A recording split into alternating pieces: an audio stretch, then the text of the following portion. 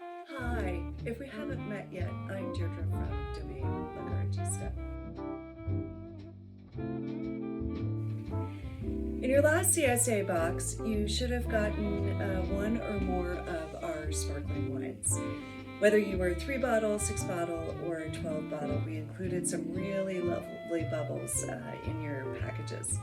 So we thought now would be a really good time to talk about sparkling wine, how sparkling wine is made in general, how we make our sparkling wines, and what the identity of sparkling wines from Domaine Lagartista is.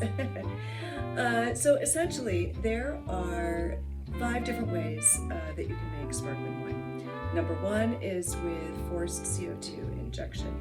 It's just like using a soda stream with water. And a lot of industrial producers use this. Large-scale producers use the forced CO2. The second way would be Charmat method, which is when you use a big autoclave, which is a big stainless steel tank with a sealed top, and the fermentation happens within the tank, and then when you're ready to bottle your bubbly wine, you pull it off from the tank, goes in the bottle, and gets capped. This is the basic way that a lot of modern Prosecco is made. 3 would be the ancestral method, or pétillant naturel, and that is when you do a first fermentation in bottle. The fruit comes in from the vineyard, it gets pressed, and you wait for the sugar levels to be at the right level, and then you bottle it and cap it, and that first fermentation either begins or continues within the bottle. This is the oldest way of making sparkling wine. Then you have champagne method, which is when you take a still base wine that is made in, say, year 1, 2, 3, 4, however long you're aging your base wine. And then you inoculate it with some type of sugar and yeast dosage, or what we call the tirage. And that involves, you can do a mixture of sugar from any source. Raw sugar, you could do maple syrup, you could do honey.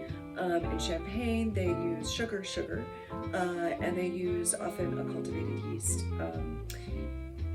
The old-fashioned way of champagne method would be to use juice from a subsequent year that contains all that sugar and the natural yeasts from the vineyard. And you would add that to your base wine, put it under cap, and let that second fermentation begin in the bottle. In Champagne, you also have the process of what is called riddling and dégorgement, or disgorgement. And riddling is when you turn the bottle shake and turn the bottle in such a way that you're getting all the yeast deposits to come down into the neck of the bottle and solidify into a chunk, if you will, in the neck. And then when you go to do dégorgement or disgorgement, you freeze that neck of the bottle, you open the cap, that block in the neck shoots out, and you remove those sediments, and then you add back what is called a dosage, and that could be the same wine. It could be a mixture of sugar and brandy. Most likely it would be those two things that you're adding back to the champagne. Then the 5th method is the old-fashioned way of making Prosecco. And the way you do that is you make a base wine in the fall with some of the fruit from the vineyard. Then you reserve some of that fruit as whole fruit in whole bunches. And in Prosecco, they have wineries that have lofts that have airflow coming from the 2 ends of the loft. They have little openings in the walls. And with that airflow, they lay out the fruit on mats in that attic. And that temperature with the airflow in the winter is kind of hits right around 40 degrees, which is perfect refrigeration temperature. They leave the fruit there to be preserved in the attic until the third full moon in the new year, and that is typically around the March equinox. Then they take that fruit and they press it and add that juice to the base wine that they made in the fall. Put that under cap, and you have essentially a second fermentation coming from the same initial fruit within the bottle. So it's kind of a blend of ancestral and champagne method, or traditional method. There's one issue with that method in Prosecco these days. There are a few producers who still do it that way, but there are concerns with climate change, that those winter temperatures will be getting warmer and they won't be able to preserve that fruit in the attics at that perfect 40-degree temperature for much longer. So in Prosecco, the producers using this technique are really thinking about how they're going to work in the future and what changes they might need to make. In the last CSA, we sent you 3 wines: the Bolivarse Solera cider, the Ciconfonde Rosso Pet Nat, and the Sibley Champagne method. Sibley is 100% La Crescent from the West Addison Vineyard on Lake Champlain. The base wine is from 2021 and inoculated with the new juice from the same block in 2022. The base wine is aged in clay amphora, made from the same clays that the vines grow in.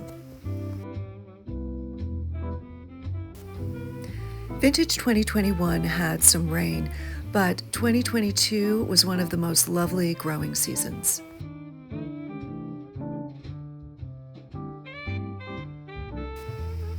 Bolivarse is one of our one true ciders, and it's a Solera cider. What that means is that we started collecting the vintage in 2010, and every year since then we have added cider to that cider barrel. Our cider is inspired by Vermont farmhouse cider production, but also Prosecco. We collect the apples in the fall and early winter, and we grind them into a mash and then reserve them outside of the winery on the crush pad for the early part of the cold months. The apple mash then freezes and thaws. Then, on the third full moon of the new year, we bring that mash into the winery and let it thaw. We then press the wine. Then we add the new cider to a portion of the cider we've been keeping in the old barrels. We then bottle and cap, and then wait until the following autumn.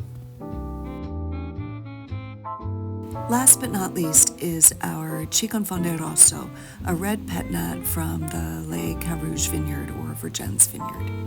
100% Marquette, it's grown at the top of a west-facing slope that looks out over the valley and the Adirondack Mountains. Lake Champlain is only 5 miles as the crow flies. We make this wine in the ancestral style, picking the fruit in the fall. We then destem, foot crush, and press, and wait for the sugars to be just right to put in the bottle. We lay the wines to rest for the winter, and then riddle and disgorge. We bottle, then cap, and then wait for that sparkling magic to happen.